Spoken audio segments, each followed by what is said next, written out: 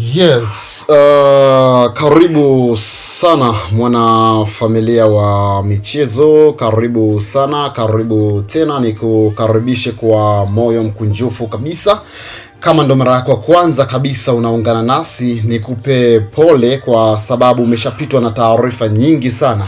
Taarifa nyingi zinazohusu michezo na burudani ndani lakini pia nje ya mipaka ya Tanzania. Sasa kama hauko tayari kuendelea kupitwa na taarifa hizo, wakati mwingine nitakupa ujanja mdogo ambao pasi na shaka utakusaidia kuweza kujipatia taarifa zetu kila uchwao, na ni kitu kidogo kweli kweli.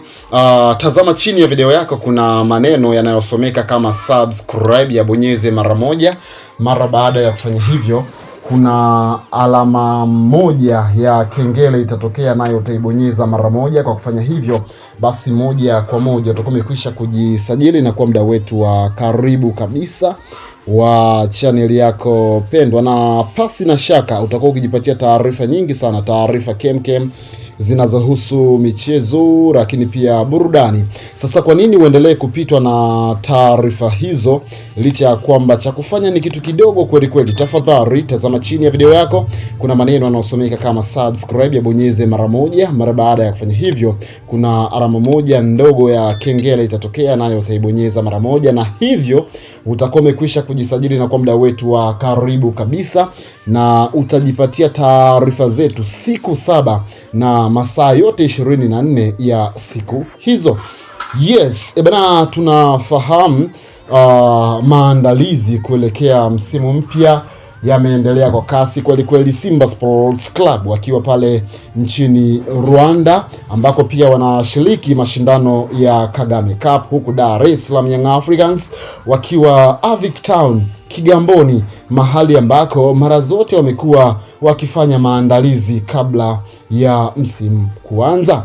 Sasa kuna taarifa nyingi kweli kweli, taarifa nyingi, na pressure imekuwa kubwa kwa pande zote mbili, hususan kipindi hiki ambacho tunafahamu tarehe 12 ya mwezi wa 8 kutakuwa na mchezo wa ufunguzi wa ligi ngao ya jamii, ambapo wekundu wa Msimbazi Simba watakuwa tena dhidi ya Young Africans, watani zao wa jadi.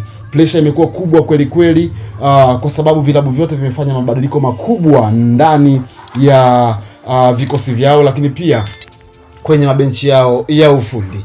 Taarifa zimekuwa nyingi zikizungumza mambo tofauti, lakini hivi sasa mezani kwangu ninayo taarifa kutoka kwenye uongozi wa klabu ya Young Africans, taarifa iliyotolewa na rais wa klabu hiyo. Bana, kumekuwa na maneno mengi sana yakizungumzia suala la Ivory Coast Theodore Pacome juu ya kile ambacho kinasadikika pengine Young Africans wamefanya makosa juu ya taarifa ambayo waliitoa. Sasa pressure ya mitandao ya kijamii hapa nyumbani Tanzania mara zote imekuwa kwa kiasi kikubwa kweli kweli, na mara nyingi hupelekea hata kupungua kwa ufanisi kwenye utendaji wa kazi, hususan kwenye vilabu vyetu hivi viwili vikubwa hapa nyumbani, Simba na Yanga. Rais wa klabu ya soka ya Young Africans, Engineer Hersi Said, ametoka na kuweka wazi ya kwamba ni kweli Theodore Pacome hatakuwa sehemu ya kikosi ambacho kitakuwa itumikia Young Africans kwa msimu ujao, na sababu ya wao kufanya hivyo sio kwa sababu pengine Pacome Zozoa ni mgonjwa na hivyo hatakuwa na msaada na timu. Hapana, sababu kubwa ni kwamba Young Africans wanataka kumpa mchezaji huyo muda mrefu wa kufanya recovery, ili basi atakapopata kurejea kwenye majukumu yake arejee kwenye ubora ule ule ambao mashabiki wa soka hapa nyumbani Tanzania wamekuwa wakiushuhudia kutoka kwake. Lakini taarifa nzuri na njema ambayo inaonyesha kwamba Young Africans wako pamoja na mchezaji huyu, hususan kipindi hiki ambacho amekumbwa na changamoto hiyo, ni kwamba Theodore Pacome Zozoa ataendelea kupokea bonus kama wachezaji wengine.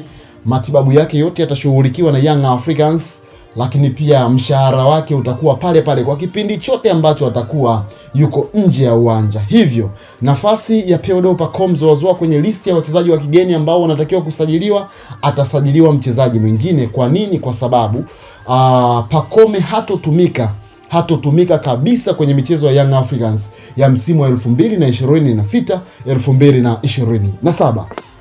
Nafikiri kwa kiasi fulani nitakuwa nimejibu maswali ya mashabiki ambao wamekuwa wakijiuliza ni nini kimetokea na nini kinaendelea kujili kunako klabu ya soka ya wananchi Yanga. Moja kati ya vilabu ambavyo vimekuwa vikiendesha masuala yao kwa ufanisi mkubwa kweli kweli, Dar es Salaam Young Africans chini ya rais msomi Engineer Hersi Said, ambaye mara zote ameonekana kuwapiga vikumbo watani zao wa jadi, hususan kwenye tricks za masuala ya kiusajili. Naweza kukupa mfano mdogo tu kwenye dili la Shalulile, timu ya kwanza kusadikika pengine inaweza kumsajili ilikuwa ni Simba Sports Club, lakini Young Africans walikuja na kupita kama upepo na kufanikiwa kumsajili Peter Shalulile kutokea kwenye ardhi ya Afrika Kusini, licha ya kwamba alikuwa tayari amekwisha kuachwa na klabu ya Mamelodi Sundowns.